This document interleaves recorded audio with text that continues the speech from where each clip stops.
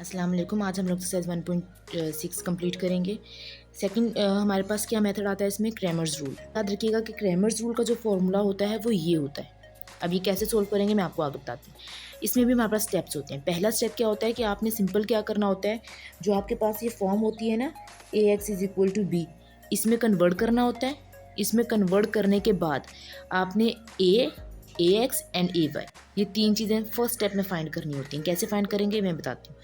Then हमारे पास second step आता है, जो हमने तीन चीज़ें फाइंड की हैं हमने इसी का डिटर्मिनेंट फाइंड कर लेना है। थर्ड एंड लास्ट स्टेप आता है जिसमें हमने क्या करना होता है, हमारे पास जो फॉर्मूला होता है क्रैमर्स रूल का ये होता है, right. X is equal to determinant of AX divided by determinant of A, y is equal to determinant of AY divided by determinant of A। Clear. यहाँ पर आपने इनकी वैल्यूज़ पुट करनी होती है, सोल्व करना होता है, देन आपके पास आंसर आ जाता है। क्लियर। तो क्वेश्चन नंबर 1 में हमें क्या कहा जा रहा है कि हमें क्या करना है, लीनियर इक्वेशंस को सोल्व करना है क्रैमर्स रूल को यूज़ करते हुए। तो ये दो इक्वेशंस हमें दी में। पहला स्टेप मैंने क्या बताया था, इसको AX is equal to B की फॉर्म में कन्वर्ट करेंगे पहले। तो उसी तरह करेंगे जिस तरह हमने पिछले मेथड में किया था। तो जब इसको AX की फॉर्म में कन्वर्ट करेंगे, पहले इसका मैट्रिसेस बना लेते हैं तो थोड़ी सी आसानी हो जाएगी। This one.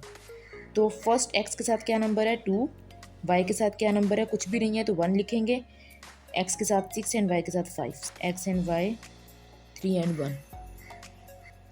ये हमारे पास फॉर्म आ गई। हमें क्या चाहिए, इसमें से a चाहिए। तो a पहले हम लोग a को अलग करेंगे। ये हमारे पास फॉर्म आ गई थी, AX is equal to B की फॉर्म आ गई थी हमारे पास, इज इक्वल टू B की। क्लियर। तो अब हमें पता है हमें a चाहिए, a को हम लिख लेंगे। फर्स्ट स्टेप में हमने क्या फाइंड करना था, AX एंड AY। तो A तो हमारे पास आसानी से आ जाता है। AX हमारे पास कैसे आता है देखिएगा। A के अंदर जो x वाले नंबर्स हैं ना, उनकी जगह पर हम क्या लिख देते हैं, B के नंबर्स। दोबारा बताती हूँ, A की जगह पे ये x वाले नंबर्स होते हैं, ये y वाले नंबर्स होते हैं। अगर AX फाइंड कर रहे हैं तो x की जगह पर B वाला मैट्रिक्स लिख देंगे और बाकी सेम रहेगा। और अगर हम लोग AY फाइंड कर रहे हैं तो सिंपल क्या करेंगे, इसी मैट्रिक्स में x वाले नंबर सेम रहेंगे, बट जो y वाला नंबर है उसकी जगह पे B का मैट्रिक्स आ जाएगा। क्लियर। दोबारा एक दफ़ा रिपीट कर देती हूँ। मेरे पास जो A वाला मैट्रिक्स है, इसमें क्या करेंगे, जब हमने AX फाइंड करना होगा तो x की जगह पे B का मैट्रिक्स लिखेंगे, ये ऐसी रहेगा। और जब AY फाइंड करना होगा तो y की जगह पे B वाला मैट्रिक्स लिखेंगे, x ऐसी रहेगा। ठीक है, ये हमारे पास फर्स्ट स्टेप कंप्लीट हो गया। अब हम लोग बात करते हैं सेकंड स्टेप की। सेकंड स्टेप में क्या था, इनके डिटर्मिनेंट फाइंड करने थे। डिटर्मिनेंट आप लोगों को फाइंड करने आते हैं, राइट। डिटर्मिनेंट सबके फाइंड कर लेंगे। सेकंड स्टेप में क्या करना है, A का डिटर्मिनेंट, AX का डिटर्मिनेंट एंड AY का डिटर्मिनेंट फाइंड कर लेंगे। ये हमारे पास दो स्टेप हो गया। अब थर्ड एंड लास्ट स्टेप हमारे पास क्या था,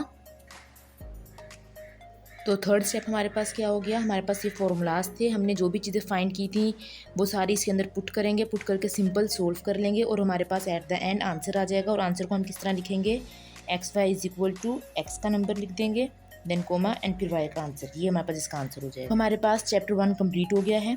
हम लोग इंशाल्लाह चैप्टर 2 नेक्स्ट वीडियो में स्टार्ट करेंगे। अगर कोई भी प्रॉब्लम हो तो आप लोग मुझसे पूछ सकते हैं कमेंट सेक्शन में। थैंक यू एंड अल्लाह हाफिज़।